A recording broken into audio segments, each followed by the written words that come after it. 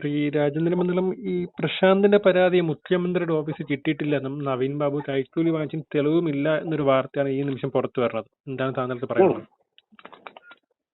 തീർച്ചയായിട്ടും ഇത് നമ്മൾ നേരത്തെ തന്നെ ഊഹിച്ചിരുന്ന കാര്യമാണ്. ഇങ്ങനൊരു പരാതി കിട്ടിയിട്ടില്ല. പരാതി കൊടുത്തു എന്ന് പറഞ്ഞത് ഫ്രോഡാണ്. ആ പരാതി കിട്ടിയത് AKG സെന്ററിലാണ്. അതിൽ ഒപ്പിട്ടിരിക്കുന്നത് ഫ്രോഡാണ്. ആ പ്രശാന്ത് എന്ന് പറയുന്ന വ്യക്തി നേരത്തെ ഒപ്പിട്ടത് ഈ രീതിയിലേ അല്ല. എല്ലാം പടച്ചുണ്ടാക്കിയ ചമച്ചുണ്ടാക്കിയ തെളിവുകളാണെന്നുള്ളത് വളരെ വ്യക്തമാവുന്നുണ്ട്.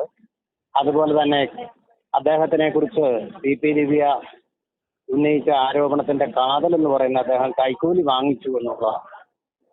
അതാണല്ലോ അവർ പറഞ്ഞ് കണ്ണൂർ നടപ്പാക്കിയ പരിപാടി അങ്ങനെ അദ്ദേഹത്തെ പരസ്യമായിട്ട് തേജോവധം ചെയ്ത അത് തന്നെ വെറും ഒരു തേജോവധം മാത്രമായിരുന്നു. അതിൽ വസ്തുതയുടെ കണിക പോലും ഇല്ല എന്നും തെളിഞ്ഞിരിക്കുക.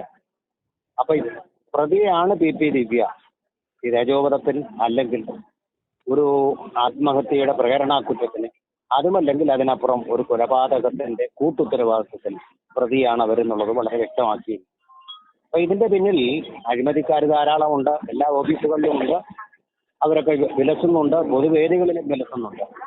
അവർക്കെതിരെയൊന്നും ഈ തരത്തിലുള്ള തേജോവധങ്ങളോ ഭീഷണികളോ ഒന്നും പുറപ്പെടുവിക്കാൻ അവരൊന്നും ഒറ്റപ്പെട്ടു പോകാറുണ്ട്. സംഘടന തന്നെ അവരെ പ്രൊട്ടക്ട് ചെയ്യുക. അങ്ങനെ അഴിമതി നടത്തിയവരെയും ക്രൂരമായിട്ട് മനുഷ്യത്വമില്ലാത്ത പെരുമാറിയവരെയും അവരുടെ പഴയ സ്ഥാനങ്ങളിൽ തന്നെ സ്ഥാപിക്കുകയാണ്, റീഇൻസ്റ്റേറ്റ് ചെയ്യുകയാണ് CPM ചെയ്തു കൊടുത്തത്.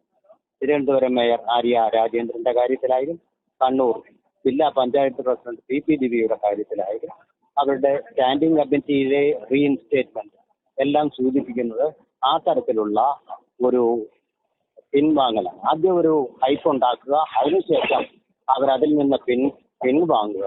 ഈ ചെയ്തുകൊണ്ട് തന്ത്രത്തിൽ അവരെ പഴയ സ്ഥാനങ്ങളിൽ അവരോധിക്കുക. ഇതാണ് അവരുടെ ഒരു രീതി. ആ രീതിശാസ്ത്രമാണ് ഇവിടെയും ഫോളോ ചെയ്തിരിക്കുന്നത്. അപ്പോ ഇതിൽ CP ദിവ്യ തീർച്ചയായും കുറ്റവാളിയാണെന്നും അവരെ പിന്തുണച്ച കണ്ണൂർ ജില്ലാ ഘടകവും അതുപോലെ കുറ്റവാളികളാണെന്നും, അതേസമയം പത്തനംതിട്ട ജില്ലാ കമ്മിറ്റി ഇപ്പൊ അവരാദ്യം കാണിച്ച ആവേശത്തിൽ നിന്നും പിന്നോട്ട് പോയിട്ടുണ്ട്.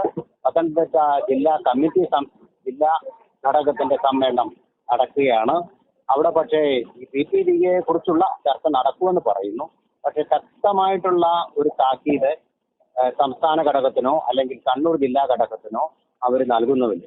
അപ്പോ ഇവിടെ ഇപ്പോ അവർ ഇതുവരെ നടത്തിയത് ഒരു കപട നാടകമായിരുന്നു, ഒരു പുറത്ത് നാടകമായിരുന്നു എന്ന് തെളിയുകയും സത്യം പുറത്തു വന്നപ്പോൾ അവരെ ആകെ നിശബ്ദത പാലിക്കുകയും അതിലെ സക്രിയമാവാതിരിക്കുകയും ചെയ്ത കാഴ്ചയാണ്.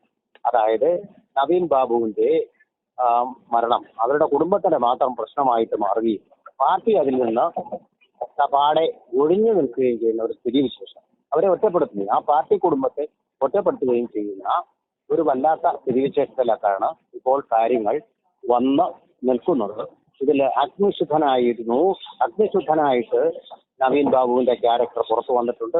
അദ്ദേഹം ഒരു തരത്തിലുള്ള തെറ്റും CP ദിവ്യ സൂചിപ്പിച്ചതുപോലെയോ പറഞ്ഞതുപോലെയോ ഒന്നും ഉണ്ടായിട്ടില്ല. കലക്ടർ പറഞ്ഞതും വ്യാജമാണ്. അദ്ദേഹത്തിനെതിരെ നടപടി വേണം. തന്റെ മുന്നിൽ വന്നിട്ട് ഒരു തെറ്റ് പറ്റി എന്ന് പറഞ്ഞ് വ്യാജമായിട്ടാണ് കലക്ടർ പറഞ്ഞത്.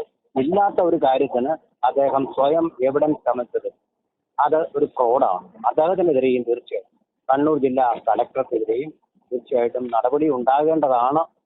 അതാണ് ഇപ്പോ പാർട്ടി ഏറ്റെടുത്തെങ്കിൽ പൊതുജനങ്ങൾ ഏറ്റെടുത്ത് മുന്നോട്ട് കൊണ്ടുപോകേണ്ട കാര്യമായിട്ട് ഇതിൽ നിന്ന് നമുക്ക് തെളിയുന്നത്.